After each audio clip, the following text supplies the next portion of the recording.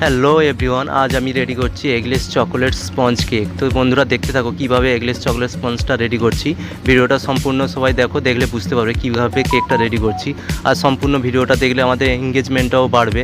আমরা কখনও ভিডিওকে স্কিপ করে উপরে তুলব না, আমরা সবসময় চেষ্টা করবো ভিডিওটা সম্পূর্ণ দেখে সেখানে গঠনমূলক কমেন্ট করতে হবে, তাহলে দেখবে আমাদের এঙ্গেজমেন্টটা বাড়বে এবং ফেসবুক আমাদের রিচটাকে বাড়িয়ে দেবে।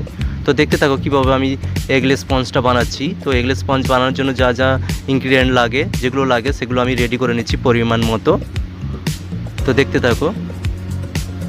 আর কারো যদি রেসিপি লাগে তো আমাকে কমেন্টে জানিও, আমি কমেন্টে তোমাদের রেসিপি জানিয়ে দেবো। আর পুরো প্রসেসটা এখানে দিয়েছি, তো তোমরা দেখতে থাকো কীভাবে স্পঞ্জটা রেডি করছি। হাই বন্ধুরা, সবাই কেমন আছেন? আমি মফিজুল, কলকাতা থেকে। তোমরা কে কোথা থেকে ভিডিওটা দেখছো সবাই কিন্তু কমেন্ট করে জানিও।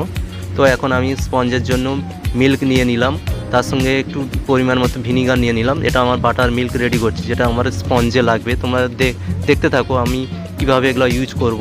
তো এখন বাটার আর চিনি পরিমাণ মতো নিয়ে নিয়েছি, তো এখন এটাকে মিক্স করব। এদিকে আর বাদ বাকি ইনগ্রিডিয়েন্টগুলো সব ওয়েট করে রেখে দিয়েছি। তো এখন বাটার আর চিনিটাকে ভালো করে মিক্স করে নিচ্ছি। এর মধ্যে কিছু পরিমাণে মিল্ক মেডও দিয়েছি টেস্টের জন্য। তো এখন পুরো বাটার, চিনি আর মিল্ক মেডটাকে ভালো করে বিটার মেশিনে বিট করে নিচ্ছি। তো দেখতে থাকো কীভাবে বিট করছি।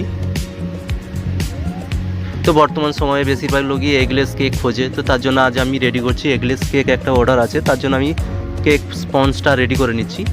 তো এখন আমাদের বিট করা হয়ে গেছে। এরপর আমরা ময়দা, কোকো পাউডার আর বেকিং পাউডার, বেকিং সোডা নিয়েছিলাম, সেটা এর মধ্যে অ্যাড করে দিলাম, দিয়ে মিক্স করে নিচ্ছি প্যাচুলার মাধ্যমে। তোমরাও চাইলে বাড়িতে রেডি করতে পারো এগলেস স্পঞ্জ। তো প্রসেসটা পুরো তোমরা দেখে নাও কীভাবে রেডি করছি, তাহলে তোমরাও বাড়িতে পারবে রেডি করতে। তো এখন আমি সেই বাটার মিল্কটা যে রেডি করেছিলাম সেটা এখন দিয়ে দিলাম মিক্সারের মধ্যে। এরপর ভালো করে এটাকে মিক্স করে নিচ্ছি। তো দেখতে থাকো কীভাবে মিক্স করছি। আর সবাই ভিডিওটাকে ভালোভাবে দেখো, দেখে কমেন্ট করো আর ভিডিওটাকে শেয়ার করে দাও, যাতে অন্য বন্ধুরাও দেখে তারাও উপকৃত হতে পারে, তারাও কিছু শিখতে পারে।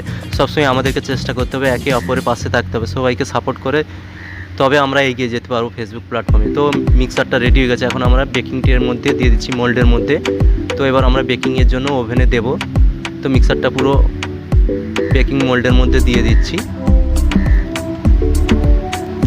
তো এবার আমরা এটাকে বেকিংয়ের জন্য ঢুকিয়ে দেবো ওভেন।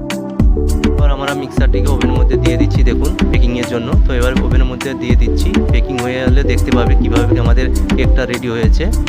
আর সবাই একটু ভিডিওটাকে বেশি বেশি করে শেয়ার করে দাও, আর বেশি বেশি করে সবাই কমেন্ট করো ভিডিওটা কেমন হয়েছে।